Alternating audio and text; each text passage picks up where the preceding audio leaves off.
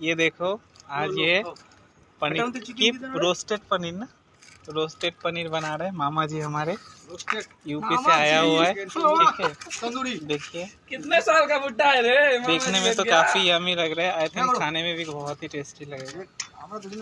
और साथ में सपोर्ट के लिए देखो मिनाल भाई है, सम्राट जी है। मुन्ना वाह, सुंदर। देखो प्रिपेयर कैसे कर रहे हैं, कितना मस्त हो रहा है।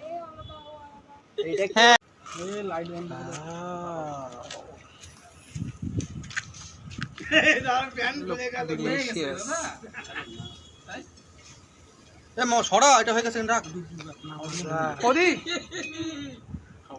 जस्ट ये दर्शक देखो, वाह ये दिया बटर।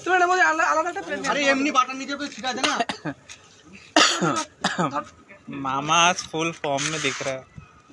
मामा तो किंतु फेमस है ग्लास के। ये देखो